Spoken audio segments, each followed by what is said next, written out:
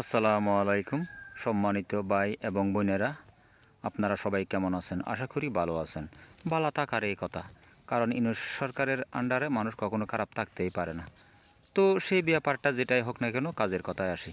সম্মানিত ভাই এবং বোনেরা, আজকে রুটি ফল ছাড়ার উপর গুরুত্বপূর্ণ কিছু আলোচনা করব এবং আপনাদেরকে অনেক কিছু দেখাবো। আশা করি ভিডিওটা কন্টিনিউ করবেন, তাহলে কারো না কারো কাজে আসতেই পারে। ততক্ষণ পর্যন্ত সাথে থাকুন। সম্মানিত ভিউয়ার্স, আমি এর আগেও কয়েকটা এই ফলের চারার উপর ভিডিও দিয়েছিলাম। ক্যাপশনে লিখেছিলাম বাংলাদেশ খাবারের ঝুঁকিতে আছে। তাহলে আপনারা অনেকে এটাকে হাস্যকর মনে করেছেন। হাস্যকর যদিও মনে করেন, সেটা যার যার ব্যক্তিগত ব্যাপার, কিন্তু কথাটা একেবারে ফেলে দেওয়ার মতো নয়। কারণ আমাদের বাংলাদেশে যতটুকু জনগোষ্ঠী আছে, যতটুকু আমাদের বাংলাদেশের আয়তন, ওই হিসাবে কিন্তু আমাদের ঝুঁকিতে গিয়ে যায়, বিশেষ করে খাদ্য সংকট। কারণ অনেক মানুষের আবাদি 20 কোটি, কদিন পরে 30 কোটি হয়ে যাবে। তো যে হারে আমাদের দেশের মানুষ, ওই হিসেবে কিন্তু আমাদের জায়গার আয়তন কমতেছে। মানুষের যেহেতু বাড়িঘর করতেছে, বিল্ডিং করতেছে, যারা একেবারে গরিব মানুষ, তারা পাহাড় পর্বত কেটে কেটে কিন্তু পাহাড়ের ডাল কিন্তু ঘর বাঁধতেছে। তো ওই হিসেবে কিন্তু যতটুকু আমাদের জায়গার আয়তন, ওই হিসেবে কিন্তু আমাদের জনসংখ্যা অনেক বেশি। তো জনসংখ্যা হিসেবে কিন্তু জায়গার আয়তন কম। তো যেহেতু দিন দিন আবাদি জমি অর্থাৎ ধানের জমি কমে যাইতেছে, তাহলে আমাদের খাদ্য সংকট হচ্ছে না? হচ্ছে। তাহলে কি করতে হবে? তো আমরা যেহেতু জাতে বাঙালি, আমাদের ভাত অবশ্যই লাগবে, নিঃসন্দেহে, এটি কোনো সন্দেহ নাই। কিন্তু আফ্রিকা মহাদেশের মধ্যে কিন্তু আপনারা জানেন, আফ্রিকা মহাদেশের প্রতিটা মানুষ, শিশু পর্যন্ত অনাহারে তারা মারা যায়। ঠিক আছে? তো এই আলহামদুলিল্লাহ আমরা এখনও কিন্তু অতটুক খারাপ পর্যায়ে পৌঁছি নাই। তবে পৌঁছার আগেই কিন্তু আমাদের সতর্কতা অবলম্বন করতে হবে।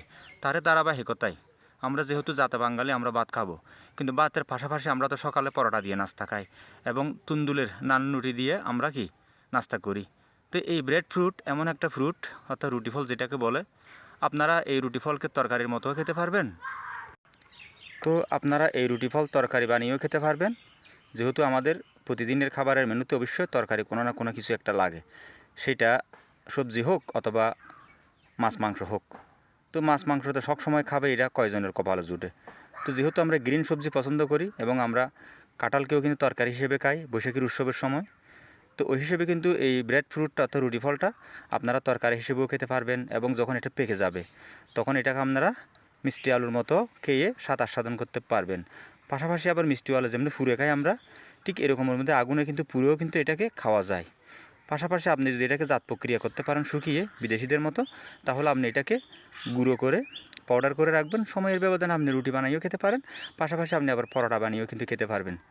তো আফ্রিকা মহাদেশের মধ্যে কিন্তু দারিদ্র দেশ, তারা অনাহারে মারা যায়। তো সেই জন্য জাতিসংঘের খাদ্য সংস্থা অধিদপ্তর থেকে উদ্যোগ নিয়েছে, প্রতিটা আফ্রিকান বাড়িতে গড়ে 2টা করে রুটি ফলের চারা তারা জাতিসংঘের পক্ষ থেকে দিয়েছে, যাতে তারা অন্তত অনাহারে মানুষ না মরে। হয়তো যার যা রুচিসম্মত খেতে পারবে না, কিন্তু মরা তো রোধ করতে পারবে। যে হারে মানুষ অনাহারে মারা যায় ধীরে ধীরে, কাতরাইতে কষ্ট পেয়ে পেয়ে, ওই হিসেবে কিন্তু রুটি ফলের চারা তারা সরকারিভাবে জাতিসংঘ থেকে 2টা করে প্রতি করে চারা দিয়েছে। তা আমাদের সরকার তো এরকম উদ্যোগ নেবেও না।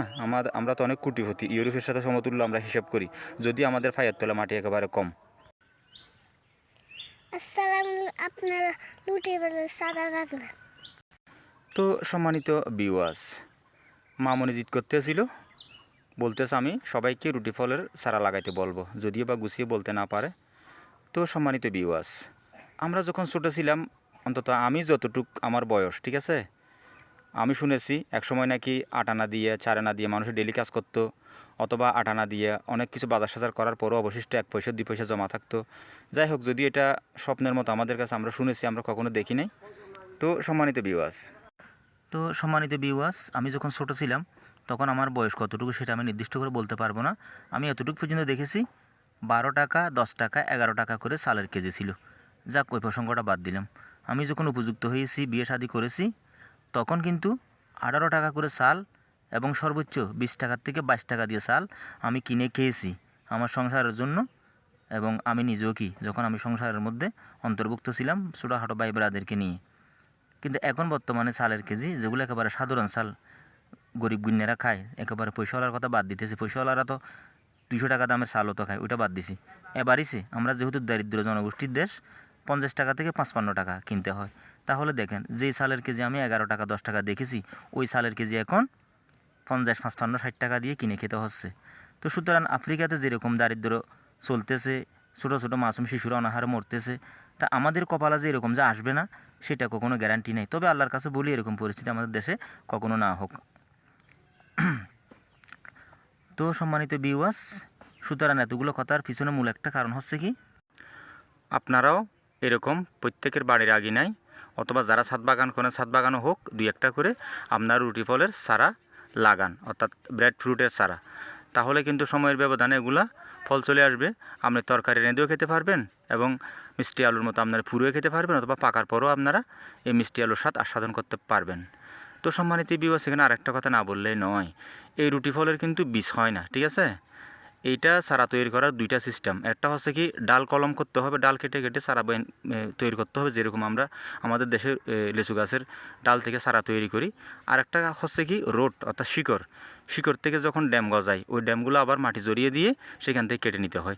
আরও কয়েক রকমের প্রক্রিয়া আছে, তবে এটা একটু কষ্টসাধ্য, ওই বিষয়গুলো আমি না বললাম। আপনাদের যদি মন চায় আপনারা গুগলে সার্চ করলে বিস্তারিত আরও অনেক ধরনের টেকনিক পেয়ে যাবেন। তো সম্মানিত ভিউয়ার্স, এখানে আরেকটা গুরুত্বপূর্ণ কথা না বললেই নয়, আমি একটা ছোটো চারা কিনেছি 1500 টাকা দিয়ে। এগুলো কিন্তু একেবারে পানির দামে পাওয়া যায় না। তবে কি অনেক বড় বড় নার্সারিতে যারা যেহেতু অনেক বেশি চারা বাইরের থেকে ইনপুট করে নিয়ে আসে, তো ওই হিসেবে কিন্তু একটু দাম কমও হইতে পারে, তবে বেশিও হইতে পারে, তবে কম হওয়ার সম্ভাবনাই বেশি। কারণ একটা জিনিস যখন অ্যাভেলেবেল হয়ে যায়, সংখ্যা বেশি হয়ে যায়, তখন অবশ্যই একটু দাম কমে, এটা স্বাভাবিক, ঠিক আছে? যেমন একসময় কাটিমন আমের চারা আমি নিজেও কিন্তু 1400 টাকা দিয়ে কিনেছি, এখন এই কাটিমন কিন্তু 200 টাকা দিয়েও পাওয়া যাচ্ছে, চারার কথা বলতেছি। তো সম্মানিত ভিউয়ার্স, আপনাদের যদি মন চায় আপনারা এরকম একটা রুটি ফলের চারা বাড়ির আঙিনায় হোক ছাদ বাগানে হোক আপনারা লাগান। তো যদি লাগান এগুলা গুটি কলমের চারা যখন আপনারা লাগাবেন, সর্বোচ্চ 3 বছরের মধ্যে আপনারা অবশ্যই 2-4-5টা ফল পাবেন গাছ থেকে, যখন ছোটোখাটো একটা চারায় পরিণত হয়ে যাবে। তো আমি এই চারাটা কিনেছি অনেক চওড়া দাম দিয়ে, একবারে ঝুঁকিপূর্ণ। চারাটা কি হবে নাকি না হবে এরকম একটা সন্দেহ ছিল। যাই হোক, এটা আমি কেনার পরে আমি মাটিতে লাগাই নাই, টবের মধ্যে সেট করেছি। এই দেখেন এগুলো সব জৈব, অর্থাৎ গরুর গোবর আর কি, গরুর বর্জ্য। তখন আমি এটা যখন একটু উন্নতি হয়েছে, চারাটা যখন একটু গ্রোথ নিছে, আমি এটা মাটিতে স্থানান্তর করেছি। করার পরে সেখান থেকে আমি আবার দ্রুত যখন গাছটা এলোমেলো হয়ে বেড়ে গেছে, যেহেতু ছোটো অবস্থায় ছিল, তখন আমি এটাকে কাটাছিঁড়ে না করার জন্য, আঘাত না দেওয়ার জন্য আমি কোনো কিছু করি না করার কারণে গাছটা তার সৌন্দর্য শেপ হারিয়ে ফেলেছে। তখন আমি এটাকে সুন্দর শেপে নিয়ে আসার জন্য আমি এখান থেকে 3টা চারা নিয়ে নিয়েছি সেট করে। আমি এগুলা গুগলের মধ্যে চেক করে পেয়েছি, দেখতেছি এগুলা ডাল কলম করা যায় লিচু গাছের মতো। তখন সেখান থেকে আমি এটা ডাল কলম তৈরি করে 3টা নিয়েছি। যাই হোক, দুর্ভাগ্যবশত বৃষ্টির মধ্যে অতিরিক্ত টবের মধ্যে পানি জমেছিল, আমার একটা চারা রট হয়ে মারা গেছে, অর্থাৎ শিকড় পচে মারা গেছে। তো সমস্যা না, আমার কাছে অবশিষ্ট আরও 2টা চারা আছে।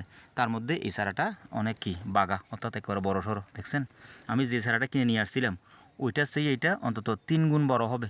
তো এটার দাম যদি 1400 টাকা 1500 টাকা হয়, ওই হিসেবে এটার দাম 3000 টাকা 4000 টাকা প্লাস হবে, এমনকি 5000 টাকাও হতে পারে।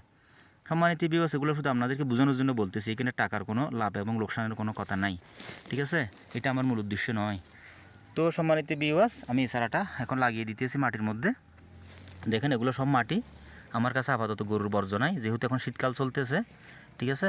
এখনও ডিসেম্বর মাসের কয়েকদিন বাকি আছে। তো আমার কাছে মানসম্পূর্ণ গরুর বর্জ্য নাই, কাঁচা গোবর আছে। তো ওই কাঁচা গোবর দিলে কিন্তু গাছ মারা যাবে। তো সেই কারণে আমি ওই গোবরগুলো দিতেছি না, আপাতত সাদা মাটির মধ্যে লাগিয়ে দিতেছি কিছু শক্তিশালী মাটি দিয়ে। এরপরে যখন জ্যৈষ্ঠ মাসে বর্ষা শুরু হবে, ঠিক বর্ষার আগে আগে আমি এটার গোড়াতে জৈব সার, অর্থাৎ গরুর গোবর এবং বিভিন্ন ধরনের রাসায়নিক সার আমি ব্যবহার করব গোড়াতে। তাহলে এটা এনার্জি পেয়ে বর্ষাকালের মধ্যে বড়, এমনিতে গাছ বড়। আপনাদেরকে আমি একটু করে দূরের থেকে দেখানোর চেষ্টা করতেছি। সম্মানিত ভিউয়ার্স, আপনারা দেখেন অনেক বড় সড়ো একটা ছোটোখাটো মিনি গাছ হয়ে গেছে আমার এটা। যেহেতু নিজে এটাকে ছোটো থাকা অবস্থায় লাগিয়েছি, লাগার পরে এটা কিন্তু আমার প্রথম গাছ না। এটা আমি যে চারাটা লাগিয়েছিলাম সেটা ছোটোখাটো একটা গাছে পরিণত হয়েছে। ওইখান থেকে আমি এই চারাটা সংগ্রহ করেছি। যখন সংগ্রহ করছিলাম তখন যে মূল কাণ্ডটা দেখতেছেন ওইটাই ছিল, আর যে বড় ছোটো 3টা ডাল দেখতেছেন ওই ডালগুলো ছিল না। এটা আমি টবের মধ্যে রাখার পরে জৈব সারের শক্তিতে এটা নতুন করে একটা কুশি বড় হয়েছে, আর 2টা কুশি এখনও ছোটো ছোটো। তো ওই 2টা আমার না থাকলেও সমস্যা নাই, যেটা মেইন আছে ওইটাই কিন্তু আমার যথেষ্ট। এটা বড় একটা গাছে পরিণত হয়ে যাবে 2-3 বছরের মধ্যে। তো সম্মানিত ভিউয়ার্স, অনেক কথা বলছি। গাছ মানুষের পরম বন্ধু, গাছ কখনো বেইমানি করে না। তো সম্মানিত ভাই এবং বোনেরা, কোনো বিষয়টাকে আপনারা মস্কারা মনে করবেন না, কারণ একটা ভিডিও যখন দিয়ে থাকি এটা কিন্তু অনেকজনের চোখে পড়ে। কারো কাছে এটা পজিটিভ, কারো কাছে এটা নেগেটিভ, যে যেটাই মন্তব্য করে যার যার ব্যক্তিগত ব্যাপার, এটা যার যার স্বাধীনতা আছে।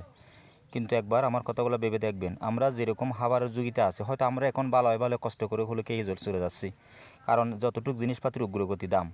ঠিক আছে, আজকের থেকে 2-3 বছর আগে, শেখ হাসিনা সরকার পতন হওয়ার আগে, আমরা এক প্যাকেট স্টারশিপ দুধ এবং মাক্স এবং আমা 250 গ্রাম একটা দুধ কিনেছি 85 টাকা দিয়ে, 90 টাকা দিয়ে। ওইটা এক পর্যায়ে বাড়তে বাড়তে 190 টাকা, 200 টাকা, এমনকি 210 টাকা পর্যন্ত হয়ে গেছে। ওই হিসেবে সব কিছুর দাম বাড়তেছে।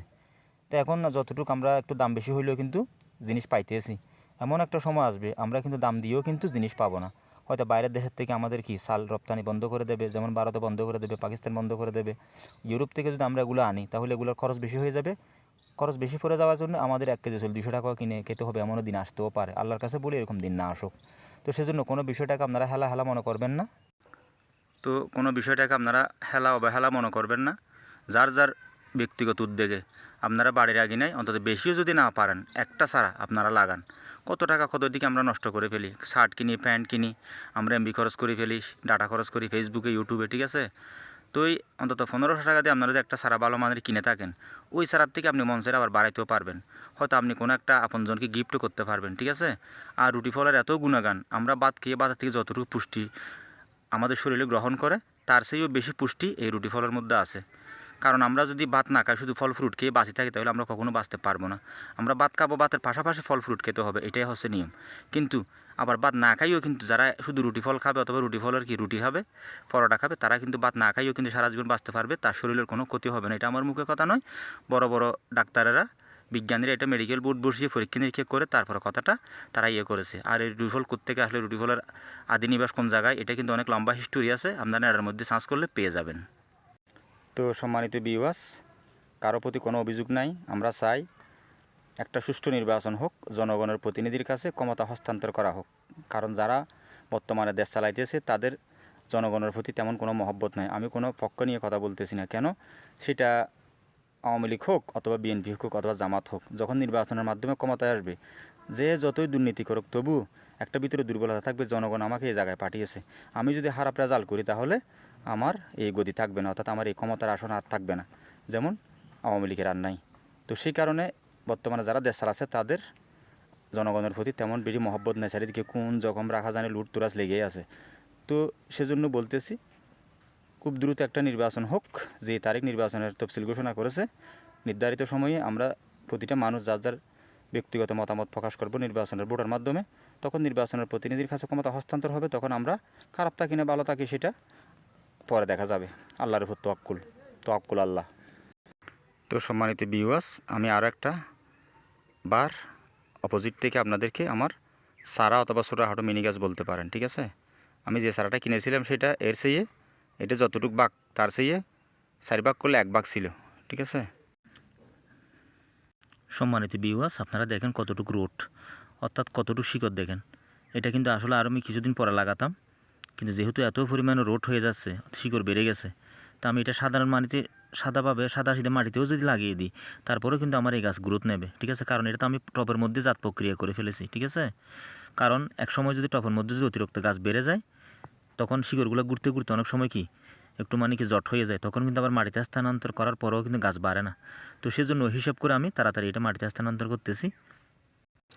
তো সম্মানিত ভিউয়ার্স, পরিশেষে একটা কথাই বলি, আপনারা যারা এরকম টপে হোক আর মাটিতে হোক এরকম চারা লাগাবেন, এগুলা কিন্তু অতিরিক্ত পানি পছন্দ করে না। ঠিক আছে, যতটুকু পানি দরকার অতটুকু দেবেন, একটু উঁচু করে লাগাবেন, যাতে বর্ষাকালে গোড়াতে পানি না জমে। যদিও বাড়ি বৃষ্টি হয় 7 দিন 6 দিন 8 দিন 10 দিন, যাতে স্রিত করে পানিগুলা সাইডে চলে যায়, যাতে গোড়াতে জমে না থাকে। ঠিক আছে, আর যদি অতিরিক্ত বৃষ্টি হয়, তাহলে আপনারা একটা পাঙ্গাসনাশক ব্যবহার করবেন বর্ষার মধ্যে 2-3 বার, তাহলে কিন্তু আপনার এই গাছ আর কোনো ক্ষতিগ্রস্ত হবে না। কারণ শুধু গাছ লাগালে হবে না, গাছের নিয়ম কারণ রক্ষা করতে হবে। এই জিনিসটা কীভাবে সেবা দিলে বড় হবে, পছন্দ করো, এটা জানতে হবে। কারণ এগুলো না জেনে আমি কত লোকসানের মুখোমুখি হয়েছি, সেজন্য এই কথাগুলো বলতেছি। তো শেষ কথা হচ্ছে কি, গাছ মানুষের পরম বন্ধু, গাছ কখনো বেইমানি করে না।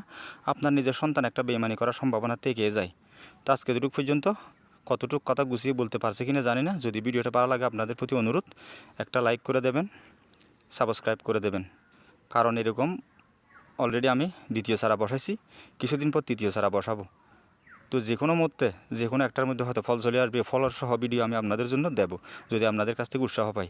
আসসালামু আলাইকুম রহমতুল্লাহ বরকাত। খোদা হাফেজ।